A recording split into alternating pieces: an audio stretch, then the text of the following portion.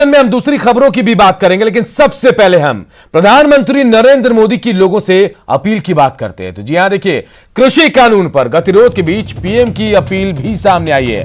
प्रधानमंत्री नरेंद्र मोदी ने ट्वीट कर लोगों से अपील की है कि नरेंद्र सिंह तोमर और पीयूष गोयल की बात सुनी जाए। यानी आम लोगों से अपील की है प्रधानमंत्री ने कि वो नरेंद्र सिंह कृषि मंत्री और पीयूष गोयल की बात सुने। कल कृषि कानून पर यह बातें की गई थी और ये सुनने की अपील की है प्रधानमंत्री नरेंद्र मोदी ने आम लोगों से।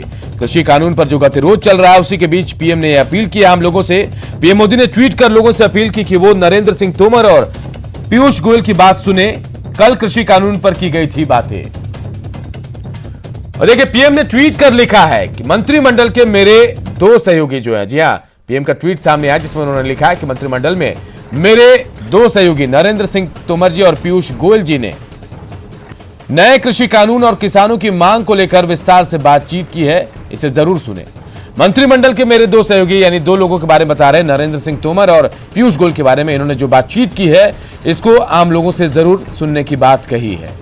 प्रधानमंत्री नरेंद्र मोदी ने ट्वीट कर कहा है ये। और आइए आपको बताते हैं केंद्रीय कृषि मंत्री ने कल किसानों से क्या कुछ बातें कही थी। मांग एक पहले तो ये थी कि कानूनों को निरस्त करना। तो हमारा सरकार का पक्ष है कि कानून के वे प्रावधान जिन पर किसान को आपत्ति है उन प्रावधान पर सरकार खुले मन से विचार करने को तैयार है। सरकार का कोई ईगो नहीं है और सरकार को कोई उन पर विचार करने में दिक्कत नहीं है और हम यूनियन के साथ बैठकर उसको समाधान कर सकते हैं। केंद्र सरकार को ट्रेड के लिए कानून बनाने का अधिकार है और हमने ट्रेड से संबंधित ही अपने कानून को सीमित रखा है और एपीएमसी इस कानून से कहीं भी प्रभावित नहीं होती, एमएसपी भी कहीं भी प्रभावित नहीं होती।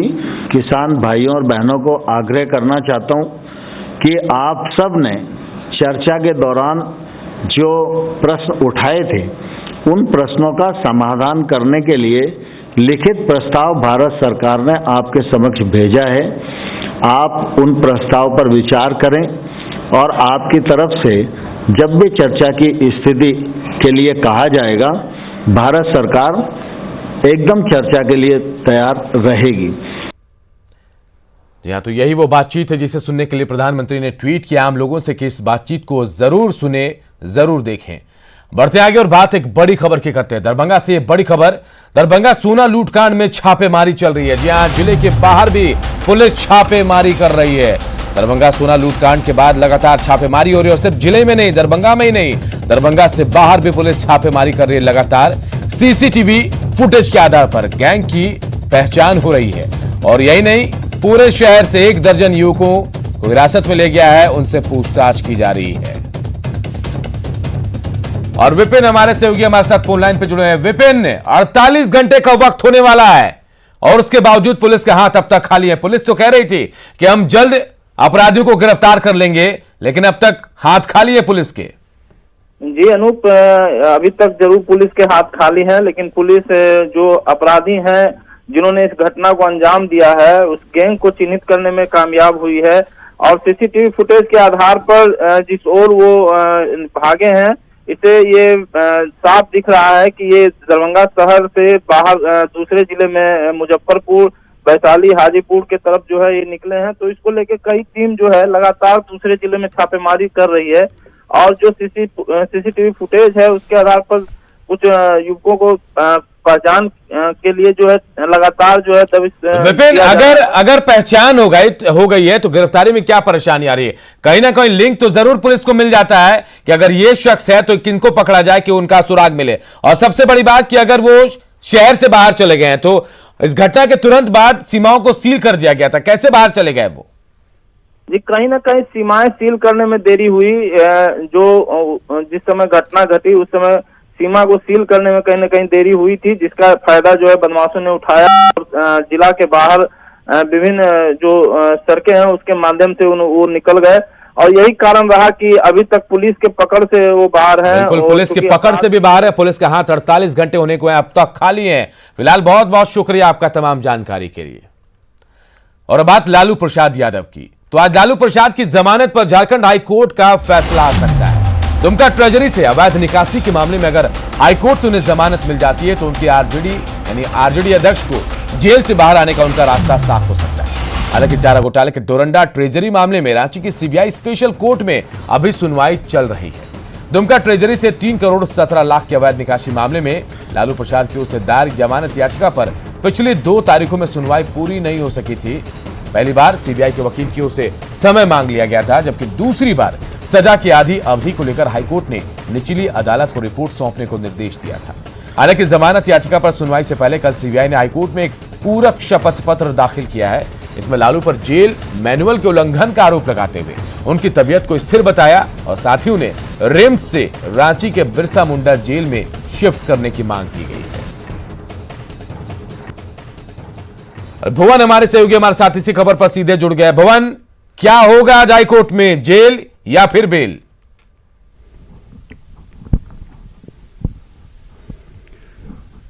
देखिए, जिस तरह से लालू प्रसाद की ओर से जमानत याचिका दाखिल की गई है तो उसके बाद 2 सुनवाई हो चुकी है डेट में, और आज 11 तारीख है, आज का डेट निर्धारित की गई है।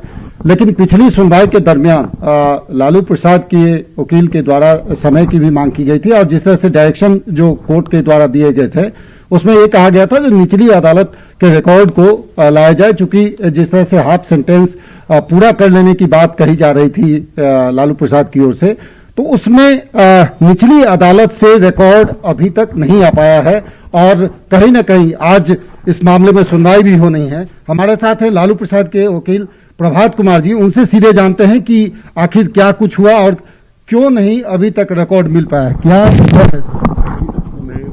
रिकॉर्ड तो निचली अदालत से अपील फाइल करते ही आ गई थी, और उसके बाद हम लोग इंस्पेक्शन के लिए स्लिप डाला, तो कोरोना के चलते 1-2 दिन डिले होता है, तो उसमें हम लोग को रिकॉर्ड देखे हम लोग, और उसके सर्टिफाइड कॉपी के लिए अप्लाई कर दी है हम लोग ने, और अभी तक पूरी सर्टिफाइड कॉपी नहीं मिली है। उम्मीद है कि 4-5 दिन के अंदर मिल जाएगा, इसलिए आज हम लोग समय की याचना करेंगे माननीय कोर्ट से, और जब मिल जाएगी तो जनवरी के माह में, कहा कि अगले हफ्ता ही तक कोर्ट है, तो जनवरी माह में जो भी डेट निर्धारित किया जाएगा तो उस दिन अब सुनवाई होगी। ये लगातार कहा जा रहा है कि जो हाफ सेंटेंस नहीं पूरा कर पाए हैं लालू प्रसाद, और इसके कारण से सीबीआई भी लगातार कोर्ट में ये कहती रही है, तो ये प्रमाण के तौर पर सर्टिफाइड कॉपी लाने को कहा गया था। तो क्या लग रहा है जो ये चीजें नहीं होगी तो आगे टलता हुआ चला जा रहा है? नहीं, टलता हुआ नहीं चला जा रहा है, वो तो कैलकुलेशन का चीज है।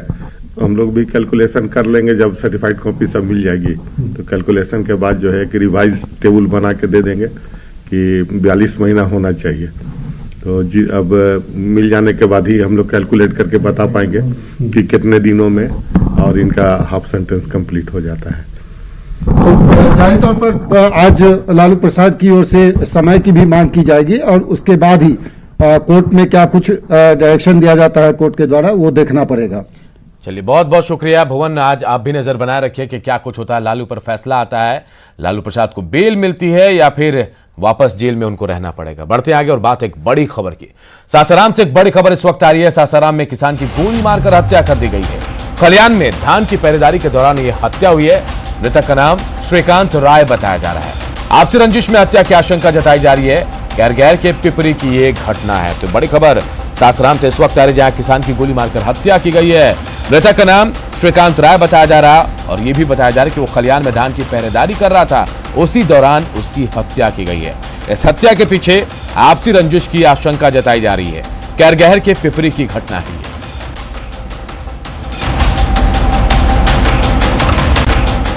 देखिए, एक किसान की हत्या हुई है सासाराम में, और हत्या तब हुई जब वो अपने खलियान में धान की पहरेदारी कर रहा था।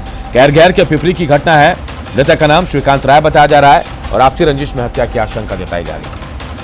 अजीत हमारे सहयोगी फोन लाइन पर जुड़ गए हैं। अजीत, क्या कुछ जानकारी है इस हत्या से जुड़ी हुई? जी, जो जानकारी मिल रही है उसमें पता चल रहा है कि जो मृतक है शशिकांत राय, वो प्रॉपर्टी डीलिंग का भी काम करते हैं लखनऊ में, उत्तर प्रदेश में, और हर साल खेती के समय, किसानी के समय अपने गांव आते हैं और खेती करवा कर चले जाते हैं। इस बार भी जब धान की कटनी की बात आई तो वो अपने गांव आकर और धान की कटनी करवाकर और खलिहान में सोए हुए थे। इसी दौरान उनकी हत्या हुई है। गोली किसने मारा और किस परिस्थिति में हत्या हुई है, ये जांच का विषय है। इस संबंध में भी पुलिस कुछ भी कहने से आपसी रंजिश की बात आ रही है अजीत? जी, हो सकता है, क्योंकि विवाद हो सकता है, जमीनी विवाद हो सकता है और कुछ गांव का विवाद हो सकता है। जिस तरह से हत्या हुई है उसमें कई एंगल सामने निकल के आए हैं। पुलिस तमाम बिंदुओं पर जांच कर रही है। जांच के बाद ही स्पष्ट हो पाएगा कि आखिर है सो हत्या क्यों हुई है, लेकिन कहीं ना कहीं आपसी रंजिश की। चलिए, आप नजर बनाए रखिए, हम आगे भी अपडेट लेंगे आपसे। फिलहाल बहुत बहुत शुक्रिया आपका। वैशाली से एक बड़ी खबर इस वक्त आ रही है। खेत की रखवाली कर रहे किसान की हत्या कर दी गई है। वैशाली में धारदार हथियार से हमला कर हत्या की गई है। महुआ थाना के मिर्जा नगर की घटना है। वारदात के बाद पुलिस मौके पर पहुंची है।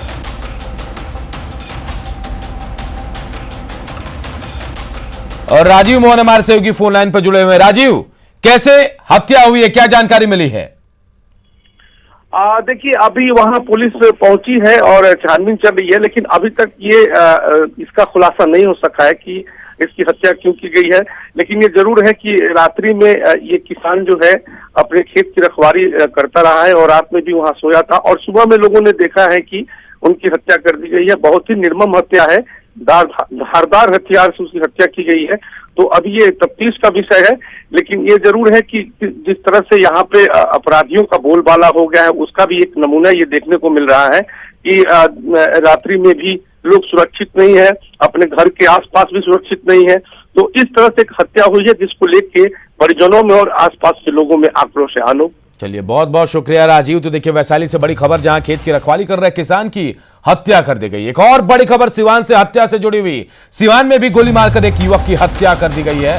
शादी समारोह से वीडियोग्राफी कर लौट रहा था युवक। मृतक का नाम नौशाद बताया जा रहा है। सराय ओपी के मिस्का टोली गांव की ये घटना है। तो देखिए, लगातार एक के बाद एक हत्याएं हो रही है बिहार में। कई घटनाएं सामने आ रही है। और देखिए, सासाराम हाजीपुर के बाद सिवान से भी खबर आई, जहां एक युवक की हत्या कर दी गई है। बताया जा रहा है कि शादी समारोह से वीडियोग्राफी कर लौट रहा था युवक, उसी दौरान उसकी गोली मारकर हत्या की गई है। मृतक का नाम नौशाद बताया जा रहा है। सराय ओपी के मिस्का टोली गांव की घटना है।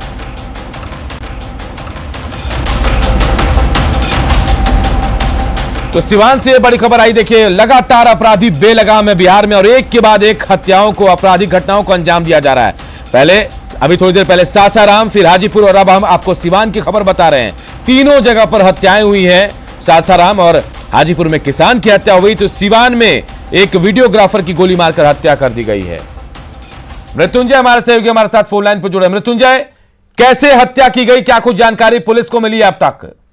जी देखिए, पूरा मामला सराय ओपी थाना क्षेत्र के इलाका का है। बताया जा रहा है कि युवक का नाम नौशाद है, जो शादी समारोह से वीडियोग्राफी का घर लौट रहा, तभी अपराधियों द्वारा गोली मारकर हत्या कर दी गई है। जब हत्या का पता परिजनों को सुबह मिली, जब स्थानीय लोगों ने शव को देखा, तो इसकी शव की शिनाख्त नौशाद के रूप में हुई। फिलहाल जिस तरह से सिवान में अपराधी घटना को अंजाम दे रहे हैं, तो कहीं न कहीं सिवान पुलिस के लिए चुनौती बनी हुई है। जी बिल्कुल, ये चुनौती पूरे बिहार के लिए। देखिए, सासाराम हाजीपुर के बाद अब सिवान में भी हत्या की खबर आई है।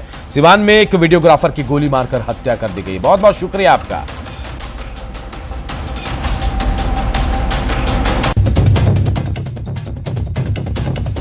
तो देखिए, सिवान में एक वीडियोग्राफर की गोली मारकर हत्या कर दी गई है। बताया जा रहा है कि शादी समारोह से वीडियोग्राफी करके वो लौट रहा था, इसी दौरान उसे गोली मारी गई है। मृतक का नाम नौशाद बताया जा रहा है। सराय ओपी के मिस्का टोली गांव की घटना है। झारखंड पुलिस ने राज्य में सक्रिय 12 हार्डकोर उग्रवादियों की तस्वीर और उन पर घोषित इनाम की सूची जारी की है। सभी हार्डकोर उग्रवादी को इनाम की राशि, उनकी बड़ी राशि रखी गई है।